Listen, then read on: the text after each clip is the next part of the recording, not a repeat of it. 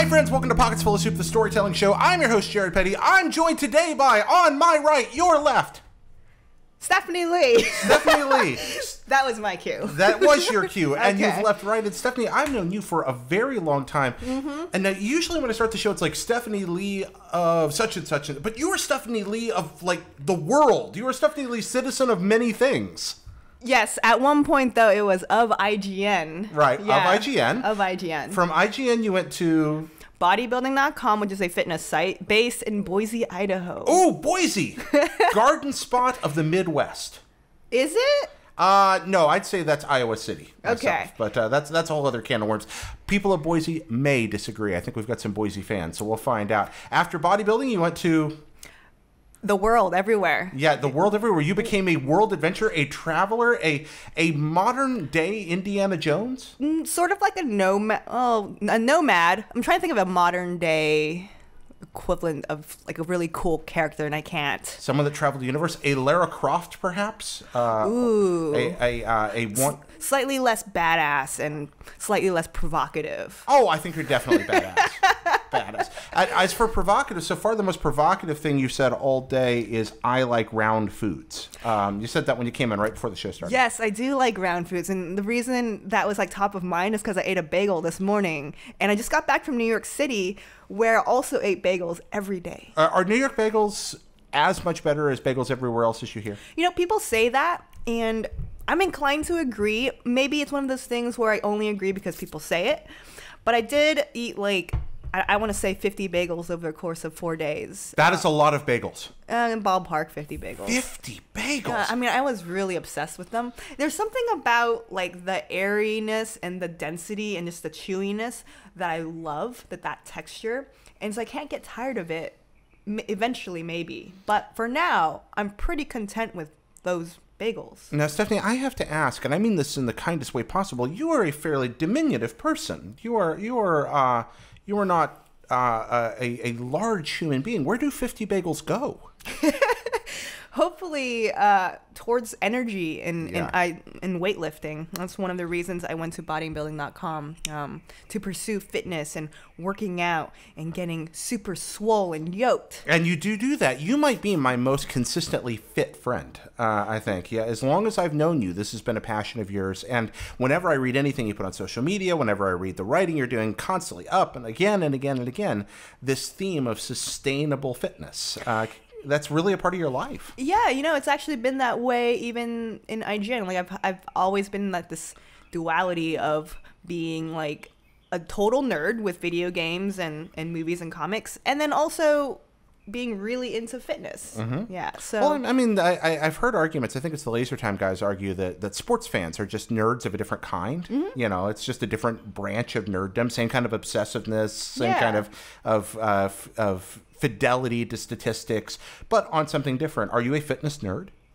Yeah, I would say so. Like right now, I am kind of tracking calories to the point of actually knowing the number of grams of carbohydrates, proteins, and fats. And the reason I'm doing this, and these are kind of skills I picked up at bodybuilding.com, and it sounds super neurotic and insane when I try to explain it, but it's just one of those things where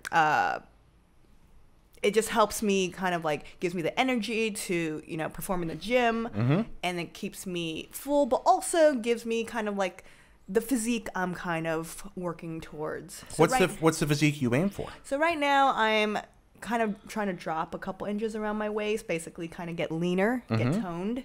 So yeah, that's why I'm getting nerdy again with the numbers around like my foods. And yet 50 bagels does fit into this in 4 days. You know, calories on vacation don't really count. Oh, those are special calories. Those are special calories. Yeah, as you're aware, I'm on a ketogenic diet right now doing keto because my overweight status, my corpulence was so catastrophic that I felt like it would be important for me to start something that would get me toward moving into better eating habits step by step. This is leading me now into calorie counting and into nutrient counting, carbohydrate, fat, things like that, just like you were talking about, which is becoming more and more of my everyday life. And so as I drop, I realized, you know, I'm not going to be able to eat this way for the rest of my life sustainably. and I'm starting to look at what the long-term goals for me really are going to be and how I can stay there and still eat a balanced diet. I'm learning a lot about that.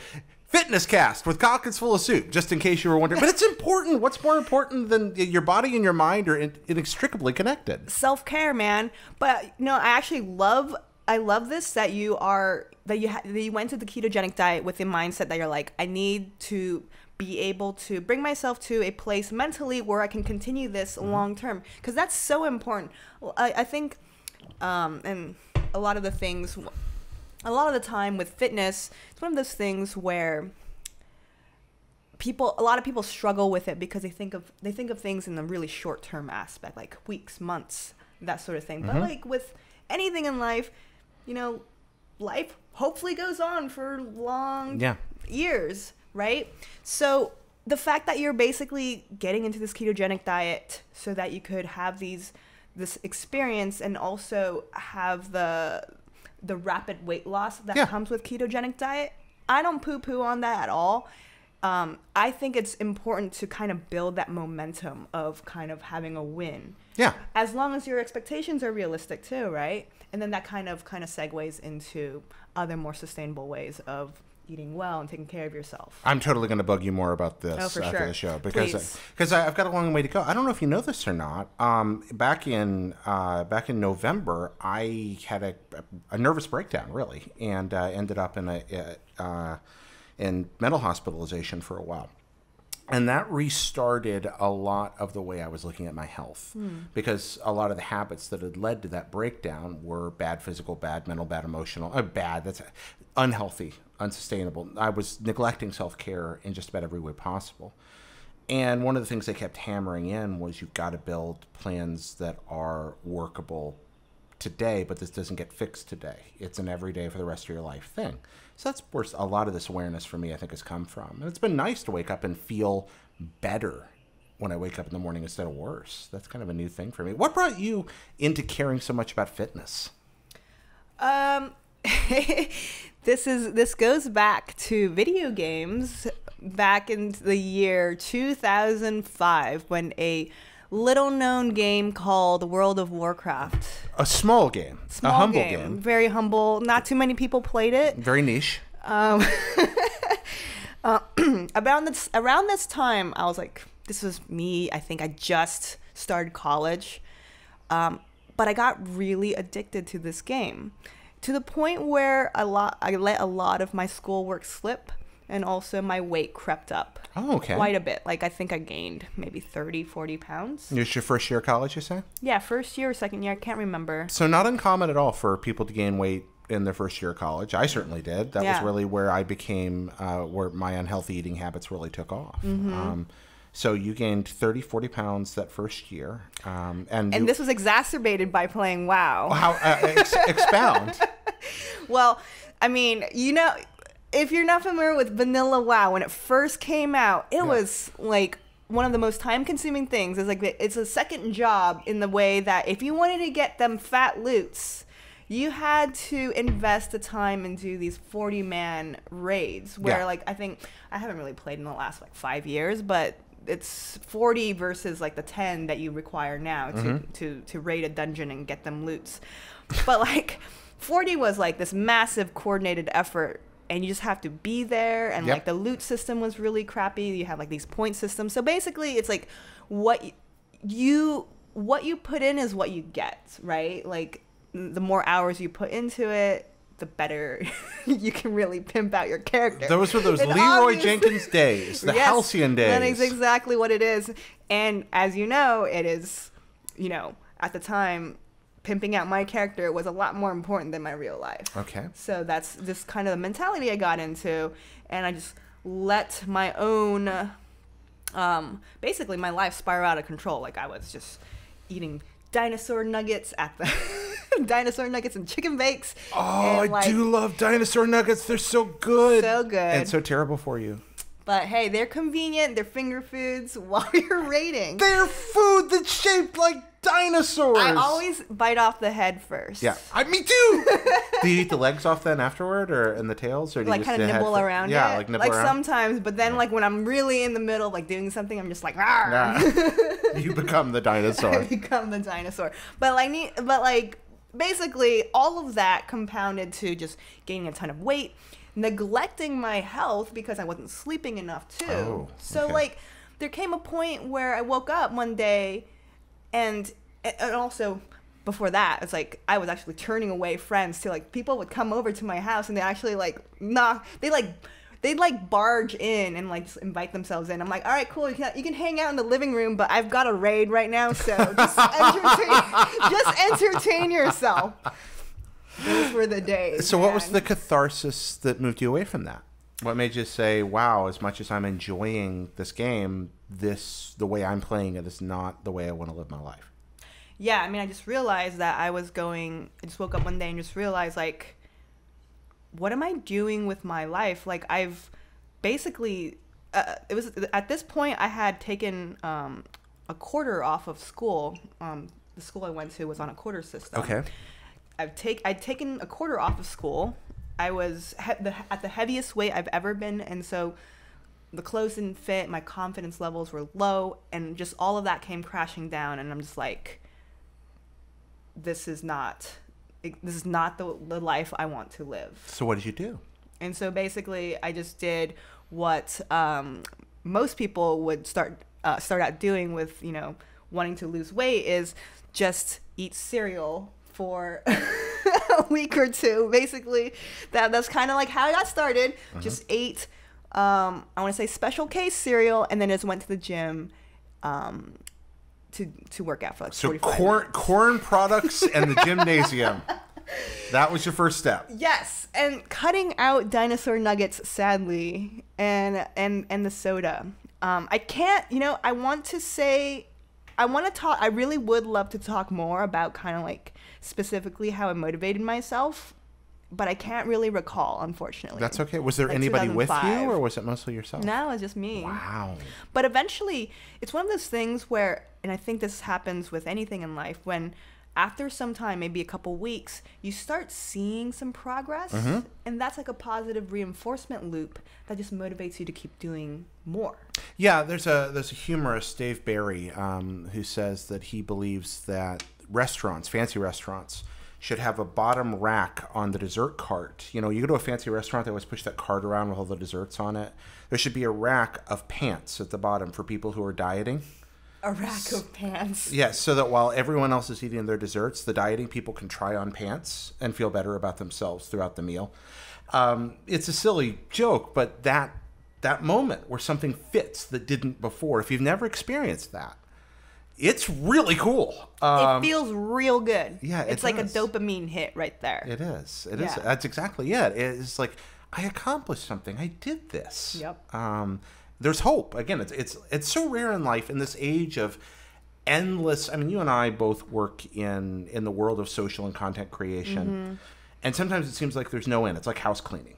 At least this is my impression, that sometimes there's always another thing, and I like that part of it to a degree, but sometimes we forget, we don't garden very much. We don't grow things very much. We forget that you can plant something and grow it. I actually did try to garden while I lived in Boise, Idaho. I do not have a green thumb, I discovered.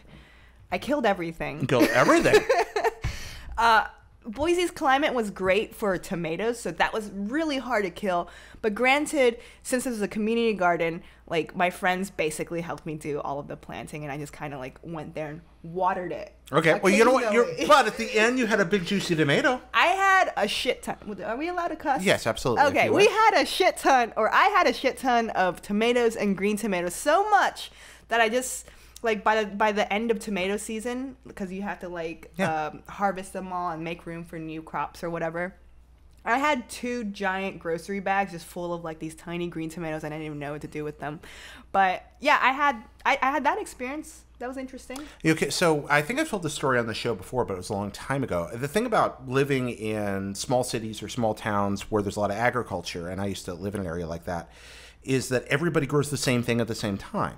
So you all grow more than you need because you figure you're going to give it away to your friends. But then everybody else is growing it too, and suddenly there's this like massive tomato surplus. That was the dilemma. So we had these friends in D.C. that were from a small town in Maine. Yeah. They told us this story. They were talking one day, and they were talking about how it was this wonderful little town, and like nobody even locked their doors except in the summer. And my dad said, "Oh, was that because of the tourists?" And they said, "No, it's because people would leave zucchini in your car." Because there were so many vegetables in town that people were just trying to get rid of their vegetables. They couldn't stand to throw them away. So they would just open your house door and leave them, or open your car door and leave them when you weren't around to try to get rid of them. It's like the opposite Hamburglar. Yeah. Where like he's taking people's burgers, but this is like the zucchini version of that, and the opposite of it, and they're actually giving you zucchini and you don't want it. Exactly. You know, we've talked to about take them. round food, and we didn't even get to donuts with that. We've talked about the hamburger. We've talked about dinosaurs getting their heads eaten off in little nuggets. This is already a great start. We're going to come back right after a break here with Stephanie Lee. See you in just a second. And we're back with Stephanie Lee. Stephanie, we've known one another for a very long time, and we've never met. Which actually didn't cross my mind until we actually met. Yeah, this is really, really strange. Yeah. So I think the first, it's been, you and I have known each other probably 6 years at least. Yeah. And yet we've never been in the same room.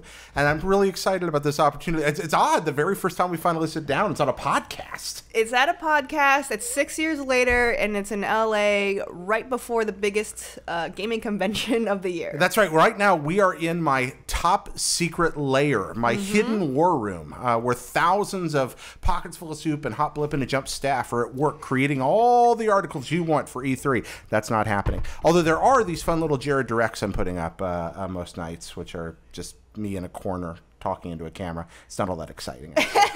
By the way, I do want to take this moment to thank our Patreon producers, Austin Riley, William Hulbert, and Jonathan, whose generous support makes this show possible, and all of you who choose to help Pockets Full of Soup every way that you do. Thanks a lot. All right, so we have known each other forever, and yet today we meet.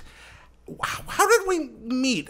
You worked at IGN. You had a job that doesn't really quite exist there anymore, right? Yeah, that was surprising to me. So I started at IGN writing guides, which I believe is what you also started at IGN doing. Absolutely, and there's still a lot of guide writers there. Oh yeah, I mean guides are huge. Exactly, like in many senses of the word. Friends of the show know JR, Brendan Graber, Miranda Sanchez, Casey DeFreitas. They're all guide writers there now. Some of those names do sound familiar. Yeah? Yeah. John Ryan and Brendan are both still there, yeah. Yes, I do know John Ryan. Yeah. That guy was awesome. Yeah. Or he is awesome. He remains awesome. Yes. He's my frequent guest on Red Dead Radio. Ooh, cool. Yeah. Well, I would have to say, is he in LA right now? No, John's not here for Dang. E3. No, okay. he's not down here, so. Another time I'll have to say hi to him. He's doing home team this year, unfortunately. Gotcha. But we met through that because you started as a guides writer, but then you became kind of guides community person? At the time, this was around the time we just transitioned from writing, like having one editor just write the entire guide to something, which I did for Skyrim. Oh! I know, that was a monster, and it really, like, to this day, kind of like shudder. This wiki platform basically transitioned away, or transitioned the writing of guides from one author to, like, you know, becoming this collaborative project. Right, community projects. Yeah. So since it was new, though, we needed a role where basically you usher people in, you like kind of offer them candy, and you're like, why don't you come help contribute to this massive project? And it's doing the world a lot of good because people need to beat their video games, right? Yeah. Oh, yeah. I love that. I believe in the mission of guide writing to this day. Oh, for sure. People who make guides are blessed souls because it's time consuming and it's fun, but it's a public service, by golly. I still can't believe that anyone was able to get through the original Legend of Zelda without a guide. Oh, I did, but amazing. But your friends were your guide. Like, that was it. I mean, somebody had somebody, and somewhere down someone had to burn every single bush. Yeah, that's what happened. Find Labyrinth 8. You know, it's funny. I found Labyrinth 8 on my own. Now, there were plenty of guides out there around that, but I found 8. I was just like, that bush between those two places doesn't belong there. And I had the red candle by then, I believe, and I just tried that one and boom. Or is the red candle in 8? Red candle might be in 8. Anyway, I candled it and I had the blue candle and down it went. And I was like, well, I'll be. There's labyrinth. But I do believe that you have to be superhuman to beat the second quest without a guide. Oh, yeah. Because it doesn't even make sense. Sorry, that was a long tangent on me playing Zelda. I totally opened the door to that. But, well, I just wanted to brag about my mad Zelda skills. Oh, noted. Impressed. So you became the community liaison. Yeah, kind of like the guide community Sherpa. And I was just recruiting people, and Jared happened to be one of the people that I talked to because I noticed you were already kind of, dabbling in contributions, and I like zero in on those people, and I'm like, oh my goodness, you're already doing it. Like I don't. And so you ended up opening the door for me to come to IGN. Yeah, like you and Eric Sapp, Sam Claiborne. We wrote back and forth. You liked my silly stuff. You gave me tips on how to make it better, which I really appreciated. But even when I came to E3 in 2012. That year that I came for the community, somehow we never crossed paths. And this was before... This is before I worked there, a year before I worked there. Yeah, and we did not cross paths there. I didn't see all that many of the IGN people during that trip, actually. Gotcha. Sap was the community guy, and he was managing that contest. And so when I came into the contest, so even then we didn't cross paths, but we wrote immediately before, we wrote after, we wrote constantly. It felt like we talked all the time. And then what's funny is that I also was the one who also interviewed you for the job. Right. You interviewed me for the job. I was sitting in a closet at my day job interviewing through Skype, and you were on the other end. You got me hired. I remember that. I was like, I get to work with Stephanie. And then I left. You left to go to Boise, Idaho. And that's something... It's pretty radical. Like a lot of people, obviously, when you work in games, whether it be in the media fields or the development fields, many people do move on to other industries. But you took a pretty radical leap. I did. Or so it seemed at the time. So I want to rewind a little bit. I mentioned earlier that my background and my interests have always been kind of between video games and also fitness because of that whole WoW thing. So they intersected anyway, and that just kind of like really stuck with me. But like while I was there in IGN, I constantly in the back of my mind I was like, eventually I feel like I need to get back into fitness and just be in the healthcare industry in some aspect. And so when basically around the time you apply for the job and we went through the interview process and things like that, I was already kind of thinking about going back to school for nutrition, getting my master's. Oh, okay. Yeah. So is your bachelor's in nutrition? Yes. Okay, I didn't That's realize what I that. went to school for in Davis. Yeah. So I wanted to be... Funny story, before I started at IGN, I had been freelancing for IGN. Were you freelancing for I us was, at some point? yeah, I was Yeah, freelancing. so like kind of in a similar boat. But I never dreamed to become a full-time writer. So I went to school for something what I thought was more stable, but also I was still interested in it. I went to school for clinical nutrition with the dream of becoming a registered dietitian. Okay. Yeah. And so after I graduated, I worked in the hospital for 6 months. Hated it. Why did you hate it?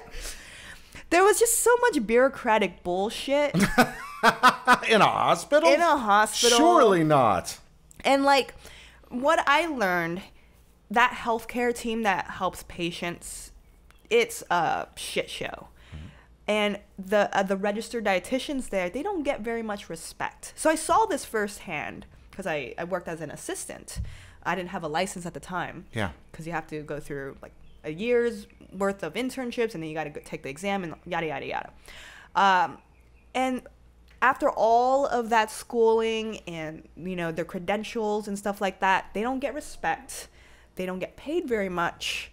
And they have to deal with a shitty system. Okay. And where you felt like you just weren't going to get to spend your time doing the part of your job you cared about. You can't. There's just so, like, your hands are tied a lot of the time. You can do the right thing for people, but you often can't because there's a lot of red tape, that sort of thing. And so I realized this, and I'm like, oh man, this is not, maybe this is not the path I want to go down. And just so happens, because of my previous freelancing with IGN, it just so happened that a full-time position opened up at IGN, and Mark Ryan Sallee. Love that guy. Owe him so many thanks. Him and Colin Moriarty as well. Good people. Yeah. They were like, hey, we have a full-time opening. Would you be interested? And so it was me and one other dude, Andrew, forgot his last name. Okay. We pitted against each other. Oh, wow. Like in the Thunderdome? Not physically. Okay. Yeah. Unfortunately, but you were the say. 2 finalists. Yes. Okay. Yes. And so what put you over the top? I think it was just like the chemistry and the culture fit. Okay. Yeah. With the team. So you came to IGN? They gave me the full-time job, and I was like, peace, hospital, I'm gonna go write about video games for a living instead and change the world that way. And then you did, and you did great work. A lot of your work is still up on IGN, and still go back and read a lot of it, and I have, and you did great work, and you were wonderful in community. But Thank you. But then, now you said you went to UC Davis, so you're a local girl, right? Yes. San Francisco for life? Mm-hmm. And then Boise. I realized I did not want to go to master's get my master's because I realized, and this is like we're getting into kind of like some heavy stuff. I realized it was just I was lost. I thought going back to school would just help me find the way again. That it was like the right thing to do. I'm using air quotes right now. But you thought there was a next step to your life and you didn't know what it was? Yes. Is that what happened? That you had done what you'd come to do in the games realm, and you had another thing you wanted to go to, but you didn't know what it was? I didn't know what it was, and I thought that going back to school would catapult me in the right direction. And I'm really glad I did not go back to school. Why is this that? is only me looking back now, because there's so many, first of all, I think the master's would not have done me any good, and I'd just be deeper in debt. There is that. 2 downsides. But also, if I had gone to school, I wouldn't have been able to take the bodybuilding.com offer that came my way very shortly after. Okay, so bodybuilding.com of Boise, Idaho reaches out to you, and you've been looking for something to bring you back into that field of healthcare, human care. What did they want you to do? It was such serendipity that they were a fitness company, but also a content creation or digital publishing company too. They had a digital publishing department. So basically it's doing what I've always done, which is writing, creating content, trying to be awesome at content. And then, except instead of video games now, I just talk about working out and fitness, being your best self, and all that stuff, right? Things you care about also. Yeah. Another group of that. You've gotten to work on things you care about a lot. Yeah, but there was a lot of hesitation on my part because I've never lived outside of California. Oh, was that the biggest thing that made you nervous? Yeah. I mean, I'd be going into Boise, I'd be dropped into Boise, not knowing a single soul other than the person who hired me, and I only knew him over, text and email and a phone call. Had you ever seen the city when you took the job? They flew me out there for a tour, to show me all the flatlands. Okay, so let's talk about your first impression, having never been to Idaho. And by the way, Idaho is one of those places that I've still missed. I've been to most of the parts of the country now, but I still haven't gotten to Idaho. It's one of the few Midwestern states I haven't gotten to visit. What's beautiful? Is it beautiful? Yes, it is actually. It's mountainous in one part and flat in the other, right? Gosh, there's so many geographical. Is it No, that's not the word. We'll say geographic. Geographic landscape changes. Yeah. In just a small kind of, it's just a small radius, and it's when I talked about Boise earlier, it sounds like I was like, oh, Boise, Idaho. That's actually the reaction I get from a lot of the time when people hear that I lived in Boise for really? You lived in Idaho? And I'm like, yeah, I did. But I actually loved living there. Oh, expound. Yeah, I loved it, and I still think it's one of the best decisions. Probably, if I can count the number of pivotal moments in my life that really placed me where I am today, then I'm very happy with. the decision to move to Boise was definitely one of them. Like, it's probably one of 5 things. Can you say what did it? What was it about it that changed your life for the better? Because you've kind of inferred that at the time you didn't enter the master's program that you felt confusion, frustration. Bodybuilding came along and it turned out to work out. Well, what was it about that opened doors for you? What about that changed your life? I'm looking back right now, and I think it's a combination of things. First, there was an immediate offer to do something, right? Obviously, it's like a shiny thing kind of dangling in front of me. So it's like there is a lot of appeal there. But mostly, I felt at the time, I felt like I was in a bit of a rut in California. And so my mindset was, if something is not working out in California, then I need to shake things up real good. And so moving to Boise, Idaho was that shakeup. That was my leap of faith, kind of. What was the best thing about Boise? The fact that it wasn't a big city. There were less distractions. And I'll expound on that. Having always lived in bigger cities throughout California, that was my first time being dropped in a place where it's just like a lot of less stuff going on. And also the culture is very, very different from California. Less diverse, a lot smaller, just different things to do. But what it taught me was just being more comfortable being by myself. Because what I found out in these big cities, there are just so many distractions, so many people you can see and meet, so many bars you can go to, so many activities. And what I learned was that those were all just sort of distractions from yourself, from kind of feeling yourself, thinking about yourself, or just thinking your own thoughts, that sort of thing, if that makes sense. It's like letting yourself really soak in the essence of you, I guess. No, that makes a lot of sense. Yeah. So that's what Boise taught me, because there was really nothing else for me to do. And because of that, I was able to calm down and just really take on a different perspective. And also in Boise, that's where a very new work ethic kind of came about for me. New work ethic? What was that? Yeah, so that's where I started taking up kind of like side hustles or learn new skills, where I started dabbling in YouTube.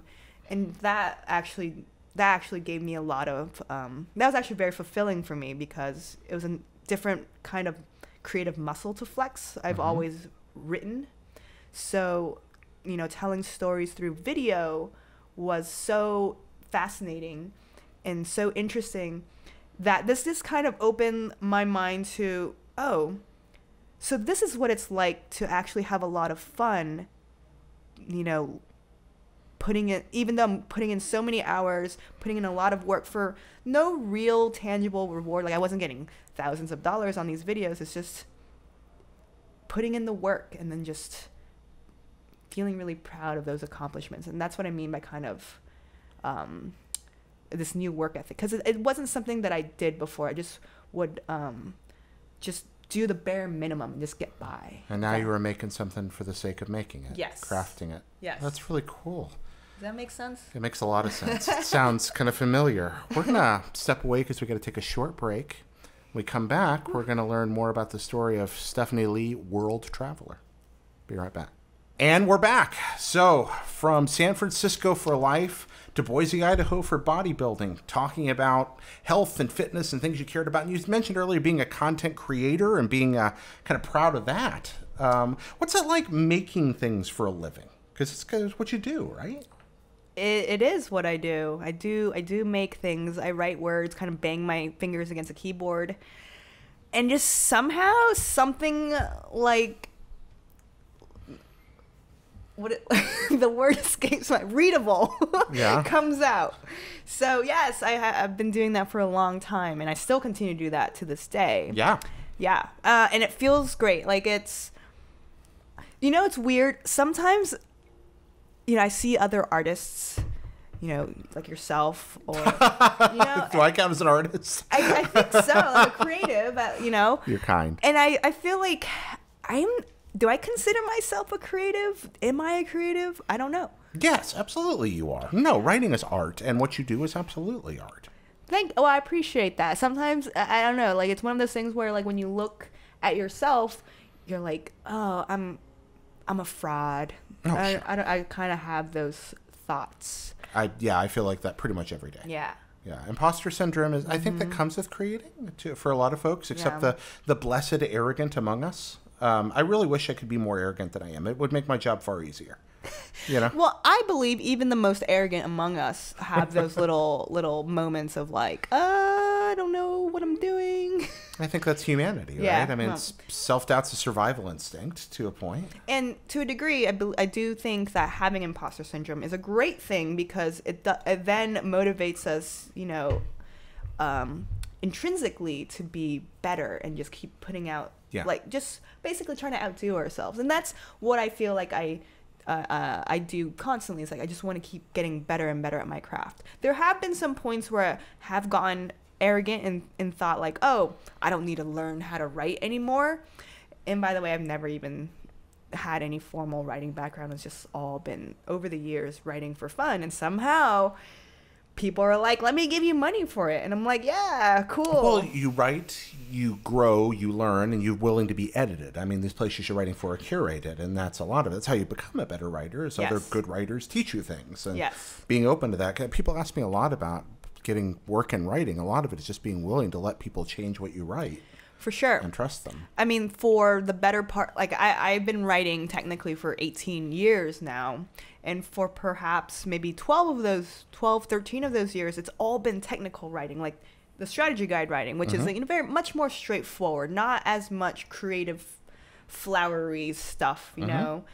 And so when I went to bodybuilding.com and then later Lifehacker and then these other publications that I now write for, like New York Times and GQ and things like that, I had to really learn to flex my creative writing side. But there's still many aspects of kind of like my guide writing carrying over. But it's just one of those things where I just keep constantly working on my craft. What's the most fun thing you've gotten to write? The one where you're just like, woohoo! Like,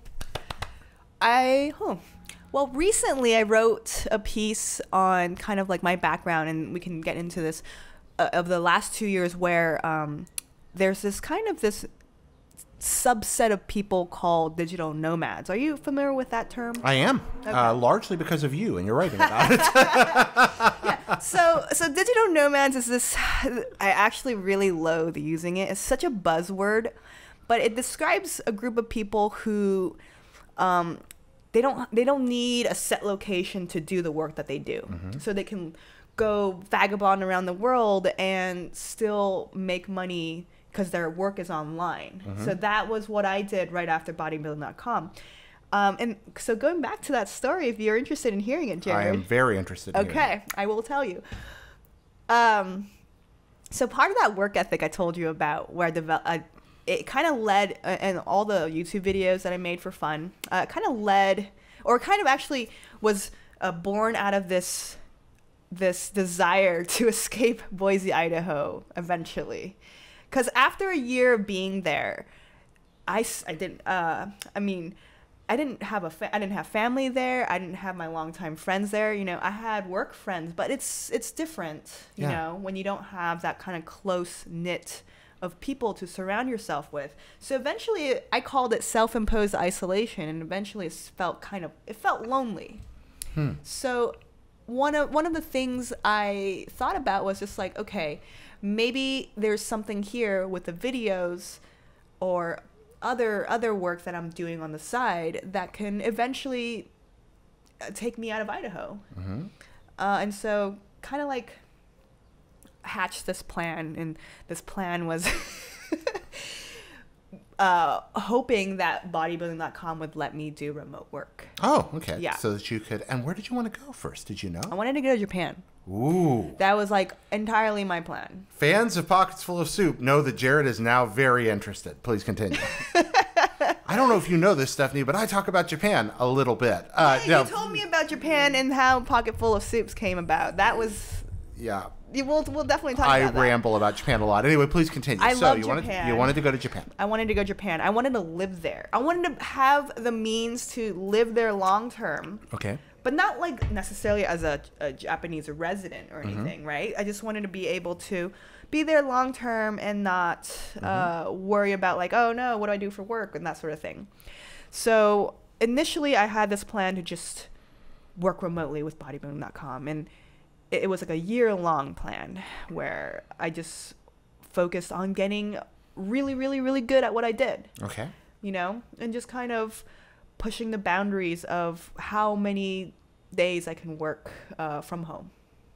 And eventually it got to the point where I was like, I can't wait any longer. Winter is coming. Winter is coming to Idaho. Winter is coming to Idaho. Midwestern winters. You're coming from California, like winter is serious shit. Okay. Yeah. Yep. So it's like, all right, I gotta pull the trigger now and ask the company and my boss if they're comfortable with letting me work remotely, because if not, I have to make the moves to leave Idaho before winter hits, because then that would keep me in Idaho much longer than I wanted to, because at that point I was really just tired of being isolated. You wanted to be in a different place and experience new things. Yeah. And also just be back with my friends and family. But that was initially my thought, and ironically, what I did afterwards did not put me close to my friends and family. But anyways, basically, they didn't let me work remotely. Okay. And so I said, okay, well, unfortunately, I'm going to quit. Okay. But at the time, I had already been freelancing with Lifehacker.com.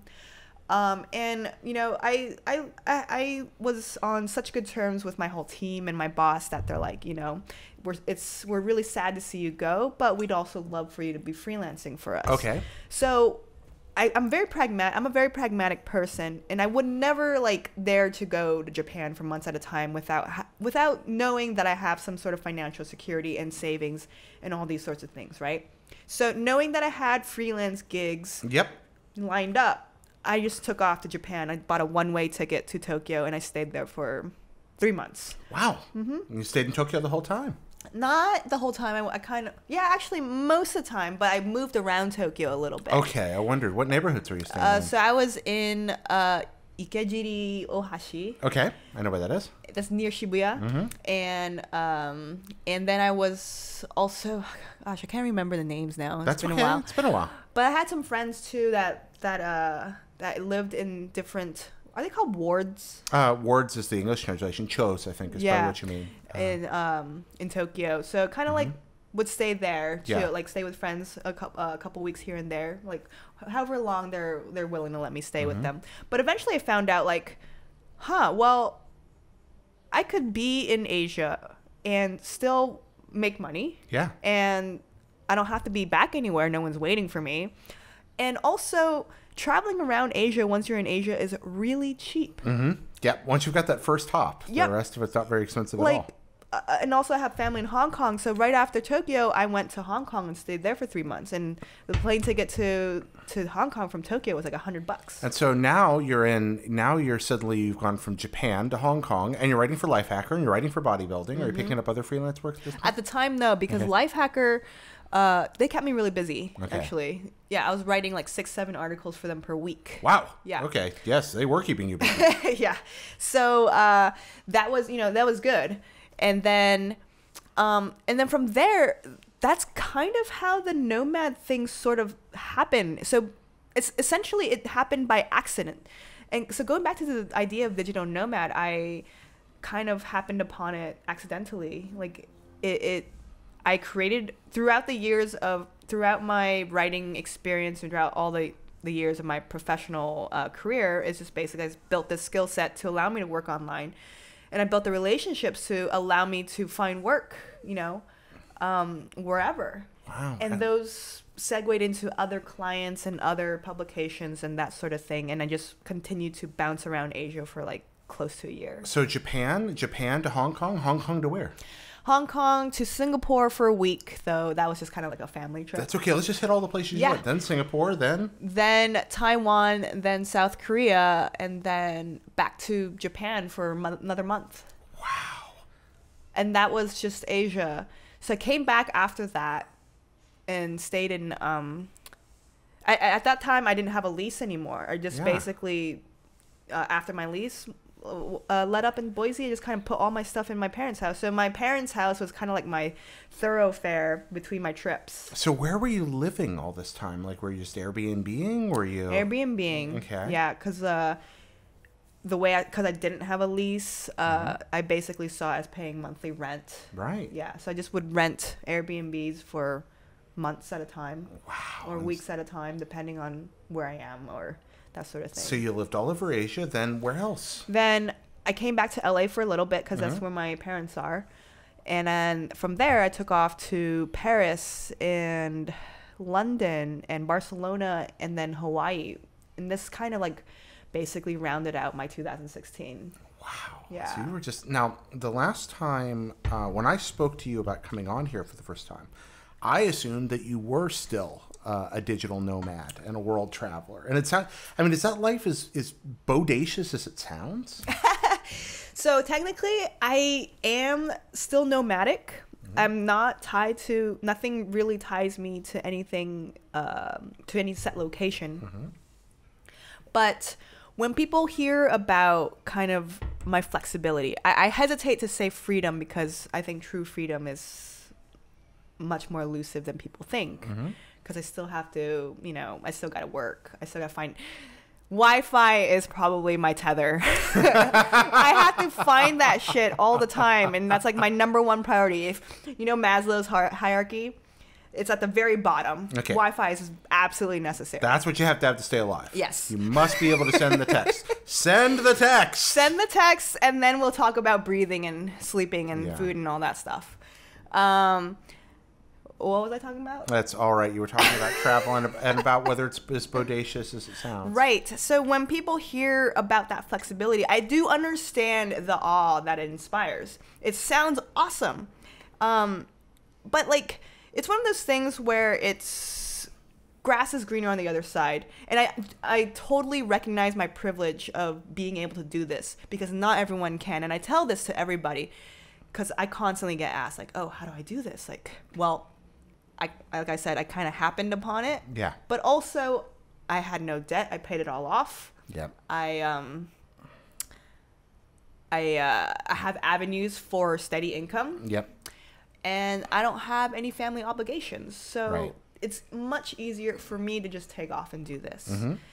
So But the trade-off. There are a lot of, as with everything in life, there are a lot of ups and downs, and there are sacrifices to be made, right? So one of the things I sacrificed was just sort of any sort of relationship. So, and what I mean by that is with old relationships, sure, I have a lot of close friends that understand, like, when I am around, things are great. Like, it'll be as if no time has passed. But the nature of relationships is when all the important things happen, I'm not there. And I can't share in these moments to really develop that bond even deeper. And the same goes for new relationships. So all the people I met were out of, like, mutual travel convenience. And they would I was never given the really opportunity to go deep with these relationships. Yeah. So I can meet a lot of people, but I don't really know them. So it's hard to build grounded friendships or lasting romances or things like that. Yeah. So it doesn't sound like a huge deal at first, but once you do that over and over again, you're saying goodbye to people and you're just starting to bond with them, and then you realize you have to say bye. And that is so emotionally taxing. And it really messed with my head for a long time of like, okay, well, is there any point in putting any effort into this relationship anymore? I'm just saying, I'm just going to say bye anyway. And then also kind of made me mess with my head of like, where's home exactly? I don't believe we're meant to be mobile people. Psychologically, it messes with us when you don't have some sort of tether, like some sort of home base you can always go back to. Because one of the nice things about vacation is that vacation is great for 2 weeks. You're going to do whatever, no routine. But after a while of no structure, you crave going back to a place where you can just, kick off your shoes and just lie on your sofa in your own sheets or your own bed where the sheets have been washed. Yeah, that's always very important.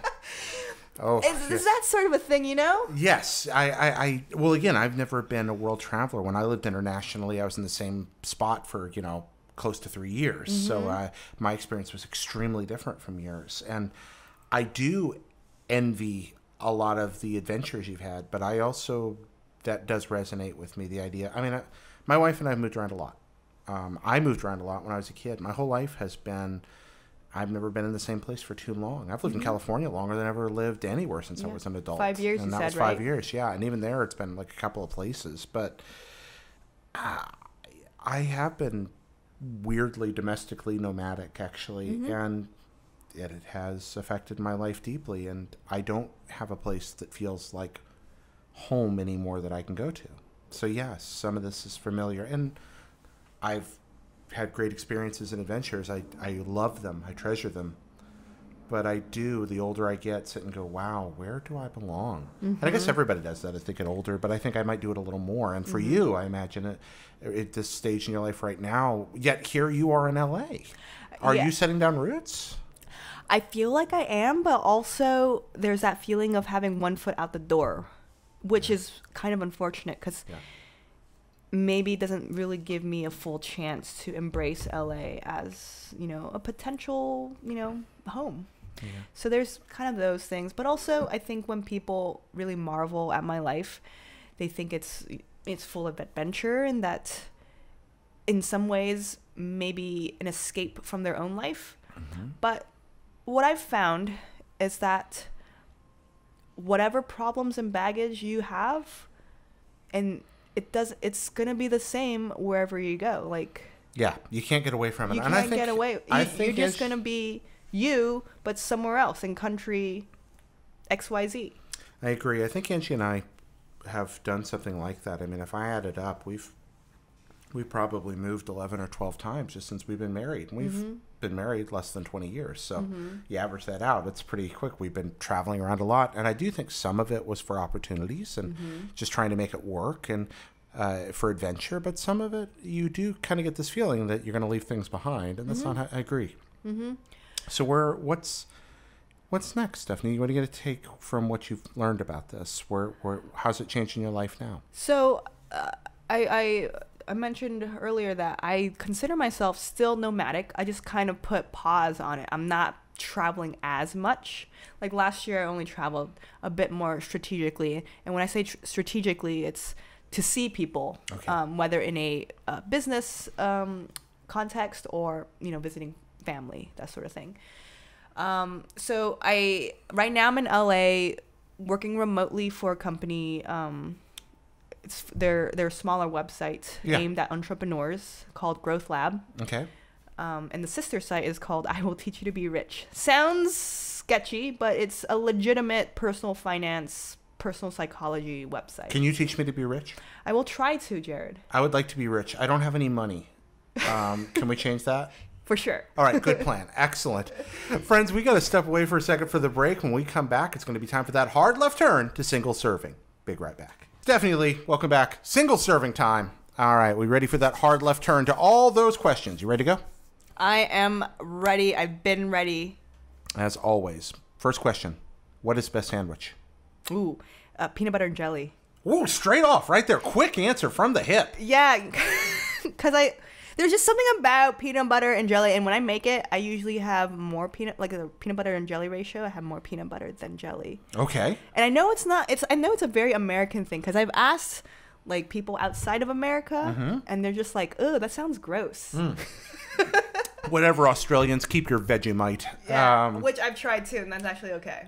I did not like Vegemite. I tried it. It didn't grab me. You liked it? It just tastes like pasty soy sauce to me. Yeah, I'll just eat some tofu if I want some pasty soy sauce, I think. That's you gotta put a little miso on it and I'll be I don't know. But anyway, it's just hard to go wrong with a good PB&J sandwich, especially after a long hike.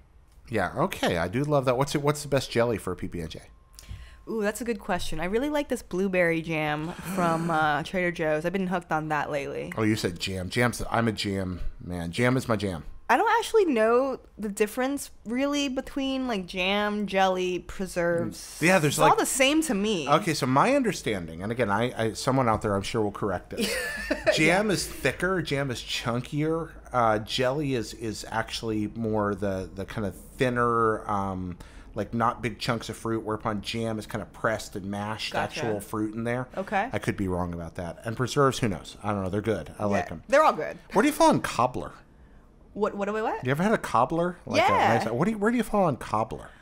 I like the streusel bits on top. That's just my favorite part. Like the fruit, the actual like filling is inconsequential to me as long as I can get the crumbs and the streusel bits. So that's what you want. That's fascinating. So you like bready flavors. I guess so. You mentioned round foods earlier. You just got to bagels. What are other great round foods? Donuts, obviously. And fritters too, but then they're kind of like a janky circle. A janky round thing. They're like the saw blades of the round food world. Yeah. Like a fritter. I love it. What's donuts? What else is... What's a sublime donut? You can't go wrong with like a really good classic glazed donut. That's how I'd usually judge a lot of donut shops. Mm-hmm. Apple fritters, glazed donuts, and sometimes if they have a really good like buttermilk or a blueberry donut. Oh yeah, okay, a buttermilk donut when it's done right. That's rare. Did you ever have the maple donut at Bob's Donuts in San Francisco? No, is that the giant one? No, it's not giant at all. It's regular size, and I'm not usually a fan of maple donuts. Yeah. But good Lord, it's life changing. Really? Yes, it's like biting into a donut and meeting Jesus. I mean, it's really incredible. I've never had a donut like this in my life. Well, next time I go to Bay Area, I will have to hit you up, and we're gonna have to go get a maple donut. We are gonna go down by Kalila's place. She lives near there. We're gonna go to Bob's Donuts, meet up with Kalila, have some Bob's Donuts. We're gonna do it. I'm gonna hold you to that. You know what? I'm great with that. When are you gonna be back in the Bay? I'm thinking later in the summer, actually. Oh, good! Yes. Yay! I can't wait to see you again. Yay! Likewise. What brings you up? I mean, I just go to visit people because otherwise I feel like nothing. There's really nothing in the Bay for me. Yeah. Just the people. Just memories and the people now. Yeah, yeah. Wow, that's interesting. So, Stephanie, I wanted to ask you about this the whole show. Yeah. You're like the only person I know that's a real grown-up because you've published pieces in the New York Times. You've published work in Gentleman's Quarterly. You are published in places where like grown-ups write things. And you write about like important stuff for smart people. And so I want to know, obviously, you certainly have you've got a secret we don't know. What is it? How does one become a grown-up and write for the New York Times? Can I say one thing? On Lifehacker, I once wrote an article about why we like the smell of our own farts. So I don't know if saying that I write adult stuff is necessarily the right description. Okay. Fair enough. But, gosh, having written for IGN, okay, this is like gonna get into kind of some nerdy like marketing stuff. That's fine. But like, really what this writing for other publications is all about leverage. And having written for IGN, which is a very reputable publication, is a matter of just taking that and being like, hey, I wrote for IGN. And then you pitch a great idea to like Lifehacker that's relevant to their audience and being like, I can write this for you because I've also written for IGN. Yeah, you can trust me. Yes, exactly. And so the more you do that, once you get on Lifehacker, then you're like, well, I wrote on Lifehacker, blah, blah, blah. And I'd like to write for you too. So it's just kind of, one, writing a lot. Two, coming up with new ideas to pitch to publications all the time. And then three, leveraging them. Okay. Yeah. Did you pitch your NYT article then? Or I did. Okay. I did. I wonder about that. And at a certain point too, like once you put enough articles out there, people will find you. Yeah. So that's kind of the nice thing. It's just like a cycle, but it takes work. It takes a lot. You put in a lot of work too to get into IGN and then kind of like meander your way to... Yeah, I primarily do video now, but I still freelance write. Yeah. And I know what you're talking about with the difference between having that stamp next to your name or not. And it's the same with video, honestly, when you're trying to do appearances and things like that. Your previous body of work makes an enormous difference in what you get invited to do. Yeah, so exactly. it's Like just, people want to work with you know, people are willing to work with you if they know that you're not full of shit. And the only way to prove that you're not full of shit is to show, you know, previous work, really. I both laughed and burped at that because I've been drinking these big bubbly Perriers, and I'm reasonably sure it is a very large bottle. I just made a terrible grapefruit burp. Yes, and I think this is my second one too. So Whoa, really? Oh yeah, I didn't notice that. It's hot in here. I'm burning through this water pretty quick. What's the best song written in the last 100 years? Oh man, I'm like terrible with that. Yeah? Music stuff. That music stuff? That music stuff. That is those droning rhythmic noises. Can I just say, I'm like one of those weird creatives. I just called myself a creative. You Look at me. did. Look at you. I'm an adult. You've written for the New York Times. And you've written for Lifehacker about farts. Of course you're an adult. So I'm like one of those weird creatives where I don't pay as much attention to other creative mediums as much as I feel like I should. So like... Or maybe I should say I don't have as much of a fiery passion for other ones. I don't think there's anything wrong with that at all. Like, so, liking what you like, I don't think there's anything strange about that. I just like, when I listen to music, it's just sort of like whatever's on my Spotify playlist these days. But it is a genre. But as far as like, this is probably the most disappointing answer the listeners will ever hear. They're like, this Stephanie, I don't know about her anymore. But yeah. Basically, to your answer, don't know. Don't know. I'm good with that. Let me narrow it in on games for a minute. What's a game soundtrack that still runs through your head? Ooh, Chrono Trigger. Ah! Chrono Cross, the opening song. Both of those contracts. Both of those soundtracks I own. Okay. Mm-hmm. So Chrono Cross, not my favorite game. Not mine either. But good Lord, that soundtrack. Yeah, man. Is unreal. I already forgot the composer's name, though.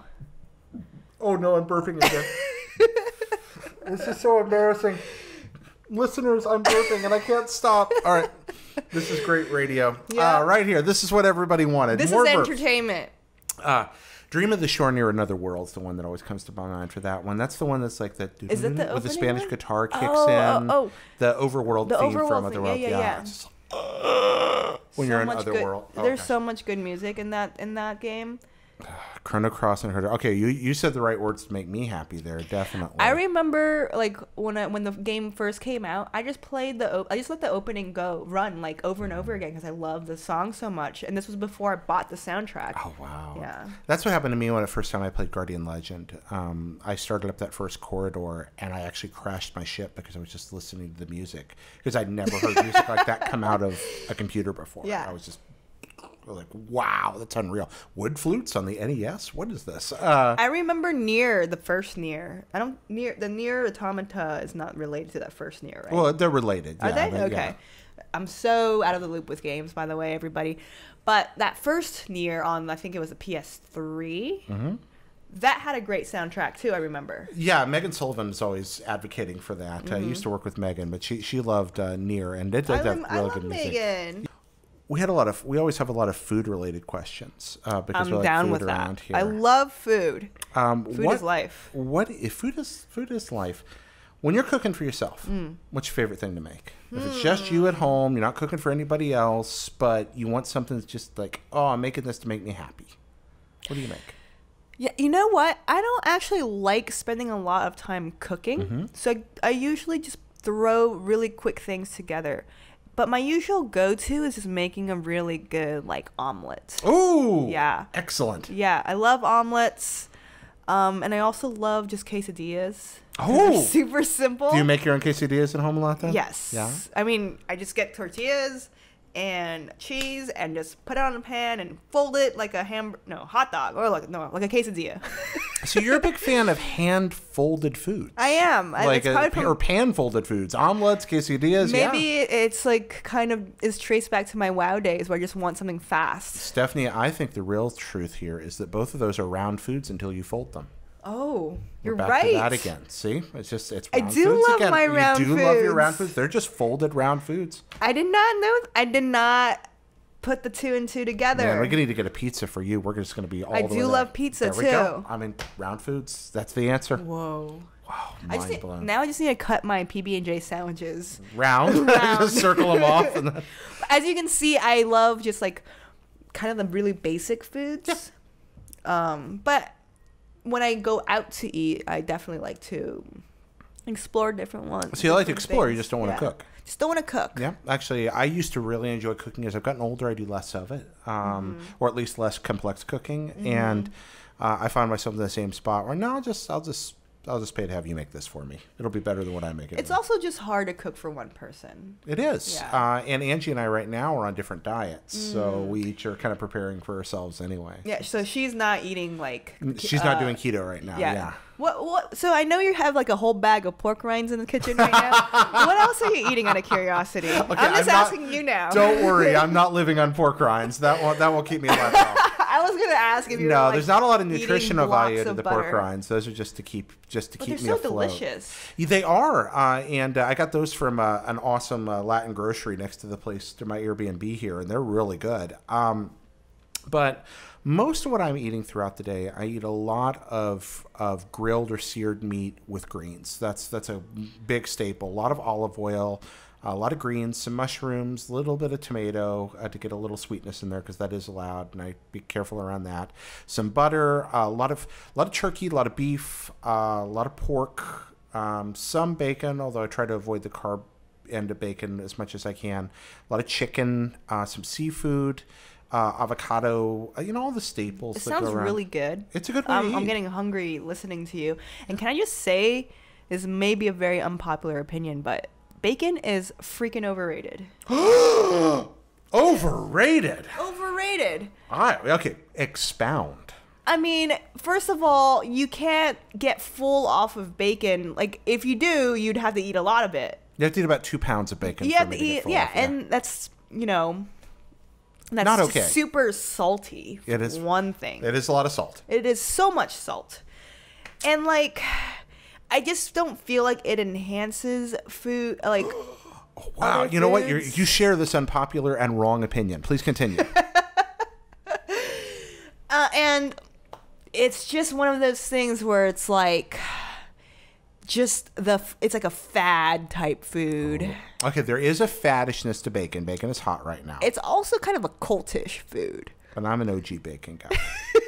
So my counterpoint to your argument, and you make good points. Go home, get your peanut butter jar, get a slice of bacon, and put the peanut butter on the bacon. And you put those two things together, and I don't think and I can't have this on keto because peanut butter is full of sugar, obviously. So unless you get like the just the natural ones. And I do, but even then I'm in first stage keto still, Gotcha. where I can't go nuts yet. Later on, that'll be allowed. Pun not intended. Exactly.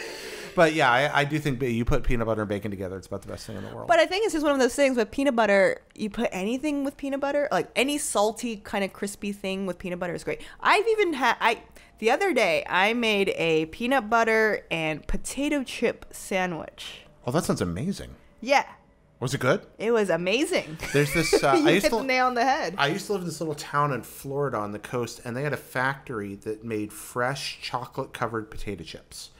And they weren't like what you buy in stores. Most places I've been where they're all stale. The ones they made there, they like box sealed, and served like boxes of chocolate. And the dark chocolate potato chips are still one of the best things I've ever put in my mouth. Like, they were incredible. That sounds so good. Because you bite in and the crunch was still there. Like, and it was like, oh, this is the best. Oh, I'll try to get you some. They're really good. I have friends there in town they have a factory that makes them right there. I'm down to try that because that is really good. Or that sounds really good. All right. This is always our last question on single serving. Cake or pie? Pie. Pie. Mm-hmm. She's a right-minded person, friends. Why pie? Well, remember when we talked about cobbler? I really like the crumb, the streusel, the crumb bits. I just like pie crust a lot. Okay, yeah. Do you ever make pie, or are you pie? I don't make pie. Yeah, pie crust is the hardest part, man. Yeah, I bet. Doing a good pie crust, I'm not really good at it. My grandma was perfect at it. But so you like a good crust? I like crust. Yeah, that's basically it. What's your favorite pie? That's a good question. It's a toss-up between custard pie and banana cream pie. Oh, those are both great. You know, I still think that Giants, Nation's Giant Hamburgers has great banana cream pie. Where? The Giants hamburger chain here in California, the ones that are open 24 hours. Nation's Giants hamburgers, the hamburgers are okay, but they make berry pies and they make banana cream pies, and their banana cream pies are great. The berry pies are really good too. They make pies in the shop there, and that's the reason to go there. The burgers are they're sure as a burger. But yeah, there's probably some in LA, I'll bet. They're all over San Francisco. Well, now I want pie. I'm just hungry now. Well, they're round. Again, they're round. They're round, well, that's the answer. They're round. We have the answer there. Friends, thank you so much for watching. Stephanie, thank you for coming here. If people want to know more about Stephanie Lee, where do they go? What do they do? Well, I am on Instagram and Twitter at super LEE7. Super leet. Super leet. If we remember that leet speak. We do remember that leet speak. I was trying to be clever, try to combine my last name too. Okay. But yes. Twitter and Instagram, super LEE7, which I haven't changed. That's that's been my handle even since my IGN days. Yeah, you got to keep that handle. You don't want to change that OG handle. Yeah. No way. Not if you can avoid it. Friends, thank you for watching. Thank you for listening. Thanks for supporting the show for another week. You can send us your mail at pocketsfullofsoup.com. That's mail at pocketsfullofsoup.com. And thank you so much for watching today. Hope you enjoyed all the fun E3 stuff we're doing over at Hot Blip and a Jump. And hey, if you haven't checked out Red Dead Radio yet, even if you don't particularly care about Red Dead Redemption, if there's any part of you that cares about westerns, cowboys, or just this kind of conversation level chicanery, it's a lot of fun. Give it a shot if you would. All right, see you next week. Bye-bye.